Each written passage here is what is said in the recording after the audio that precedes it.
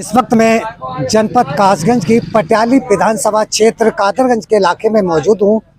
आइए हम कुछ यहाँ गांव के लोग जो हैं यहाँ एक जगह पर बैठे हुए हैं। ये तराया है और यहाँ एक पेड़ के नीचे कुछ गांव के लोग बैठे हैं। आइए हम इनसे पूछते हैं जनप्रतिनिधियों के बारे में। क्या नाम है आपका? तेजपाल सिंह। कहाँ रहते हो? हम गढ़ी कादगंज में रहते हैं। जो आपके इलाके में जो बाढ़ आई हुई है, तमाम किसानों की हजारों लाखों बीघे जो है फसलें नष्ट और बर्बाद हो चुकी हैं। क्या यहाँ कोई एमपी एमएलए जो जनप्रतिनिधि आपने चुने हैं वो आपके इस दुख की घड़ी में आपके बीच आए?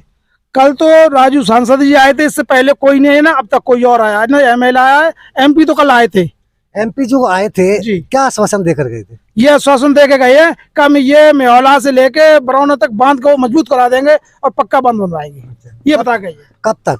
अब ये तो सब वो जाने, सरकार जाने। ये कह के गए, उसको हम लोग मानते हैं। कितने इलाके में जो है वो कम से कम ये बाढ़ग्रस्त इलाके काफी लोगों की फसलें, कितने इलाके में जो है क्या जगह पर गए थे?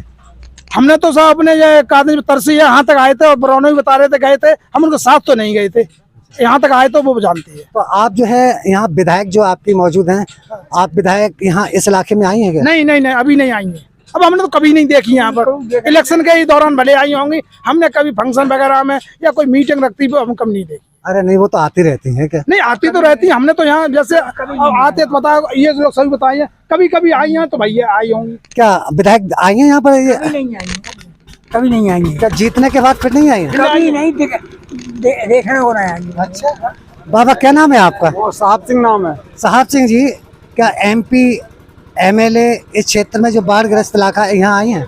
एमपी कल तो आए थे और एमएलए अभी तक नहीं एमपी कितने सालों के बाद आए थे? एमपी एक दो दफा आए तो हैं 5 साल में। हाँ। और एमएलए तो एक ही दफा आई है, जहाँ नादरा सुल्तान अभी तक नहीं आई है। तो आप यहाँ के एमएलए और एमपी से कितना खुश हैं? कितने आप नंबर देंगे इन्हें? क्या खुश है, ये क्षेत्र को देखने नहीं आएंगे तो क्या क्या खुश है? उनसे तो हम तो खुश नहीं है। तो देखिए मेरे साथ और भी लोग हैं यहाँ। क्या नाम है आपका? अशोक जी, ये बताइए यहाँ जो आप वोट डालकर जनप्रतिनिधि बनाते हैं, एमपी एमएलए बनाते हैं, आप जो है एमपी और एमएलए से कितना खुश हैं कि आपके क्षेत्र में विकास करा रहे हैं? अबे आई ना, सब खुश का होंगे यहाँ आवता ना, देखने को नहीं आवता। तो 2024 में इलेक्शन है तो फिर जब तो आएंगे तो भले हम अब तो नहीं आए हैं। तो देखिए इसी तरीके के यहाँ एमपी और जो एमएलए हैं यहाँ पर लोग उनसे काफी नाराज हैं, क्योंकि यहाँ बाढ़ग्रस्त इलाका है, लेकिन यहाँ ना तो एमपी यहाँ नजर आ रहे हैं। सिर्फ एक बार जो है यहाँ एमपी आए हुए हैं और एमएलए तो यहाँ नजर भी नहीं आ रही हैं। क्या नाम है बाबा आपका? नरसिंह। कितना खुश हैं आप एमपी और एमएलए से अपने इलाके के? तो एमपी तो आता है, एमएलए तो आते ही ना, तो खुश का चीज होंगे। उन्हें तो अगले साल को वोट ना मिलेंगे अभी पेड़ पे तो यहाँ तो देखिए यहाँ इस चौराहे पर मैं यहाँ पेड़ के नीचे तमाम जहाँ बुजुर्ग बैठे हुए हैं, गांव के लोग बैठे हुए हैं, यहाँ एमपी और एमएलए दोनों ही जनप्रतिनिधियों से यहाँ की जनता नाराज है, क्योंकि यहाँ देखने के लिए अब तक नहीं आए हुए हैं। मेरे साथ में आयाज जी हैं। आयाज जी, जरा यहाँ के हालात बताइए, यहाँ जो लोगों का गुस्सा नजर आ रहा है। शकील जी, यहाँ आने और जाने से और आश्वासन देने से काम चलने वाला नहीं है, क्योंकि ये इलाका है बाढ़ग्रस्त इलाका है। इस इलाके में अभी इस दुख की घड़ी में ग्रामीणों के साथ खड़े होने का मामला है और इनकी दुख की घड़ी में कहीं ना कहीं इनको राहत पहुंचाने की बात होना चाहिए। यहाँ पर लोगों ने ये बताया कि एमपी आए थे, एमपी के जो आश्वासन दिए इससे आप खुश हैं? साहब खुश तो क्या करें, वो कह तो गए, अब क्या होगा क्या नहीं उसको हम नहीं कह सकते। कह तो गई है। तकलीफ आपको अभी हो रही है, इसका इलाज आपका 5 साल बाद किया जाएगा या चुनाव आ रहा है इसके बाद किया जाएगा? तो चुनाव नहीं, अभी बाढ़ ऐसी चीज है, इसमें एकदम तो कुछ कर नहीं सकते। नहीं, सरकार जो राहत दे रही है, बांध भी बंधवा रही है और टीम भी आई है, इससे ही शासन सरकार देखकर थोड़ा खुश तो जाए कि हमारे साथ खड़े हैं। मैं एक बात मैं और कहना चाहूंगा, जैसे कि 5 साल के बाद यहाँ जो है अपने एमपी चुना, लेकिन सबसे बड़ी ताकत एमपी की होती है। यहाँ 5 साल के बाद खाली आपको आश्वासन देके गए हैं। यही जो लाखों का जो है बीघे की जमीन जो आपकी जो है फसलें बर्बाद हुई है, अगर यही काम जो है पहले हमारे जनप्रतिनिधि यहाँ ये जो बांधों का काम करा देते तो शायद ये आपकी जो फसलें बर्बाद हुई है ये नहीं होती। वो नहीं होती सर, वो फसल बर्बाद नहीं होती। तो क्या आप ऐसे जो वादा करके जा रहे हैं ऐसे जनप्रतिनिधियों पर आप भरोसा करेंगे? क्योंकि 5 साल से कोई काम नहीं हो। यहाँ तो आपके हर साल यहाँ बाढ़ आती है? देखिए सर, अगर काम हमारे क्षेत्र में करेंगे तो हम देखेंगे, नहीं करेंगे तो हम वोट किसी को नहीं देंगे। तो कुछ सांसद निधि से कुछ इस क्षेत्र में कार्य दिखाई दे रहे हैं जो आप ये तो सर हमारे यहाँ तो कोई पटिया भी नहीं लगी है सांसद जी के नाम की, तुम क्या बताएं।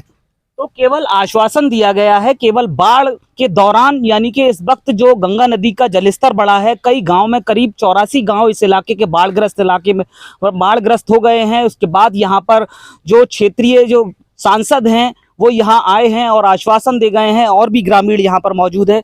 बाबा जी, जिस तरह से 5 साल में बताया भाई साहब ने कि सांसद जी आए हैं और आश्वासन दे गए, आए और आश्वासन दे गए कि यहाँ करो धरो तो कुछ है ना। तो इससे पहले क्यों नहीं आए? इससे पहले भी तो 1-2 साल पहले यहाँ पर थोड़ा बहुत पानी और भी आया था। हाँ आए तो थे, आश्वासन ऐसे दे के चले गए। क्या लगता है क्यों आए इस वक्त?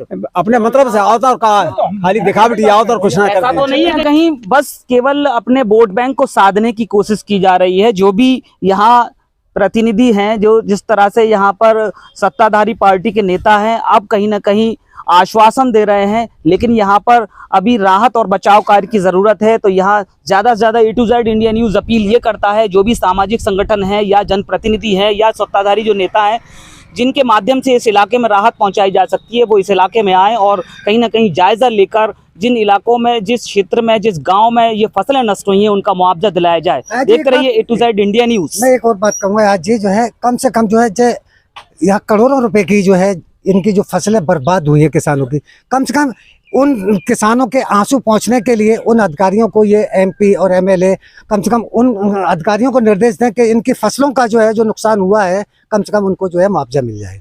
किसी भी तरह से यहाँ राहत और बचाव और यहाँ पर लोगों को आर्थिक मदद पहुंचाने की जरूरत है।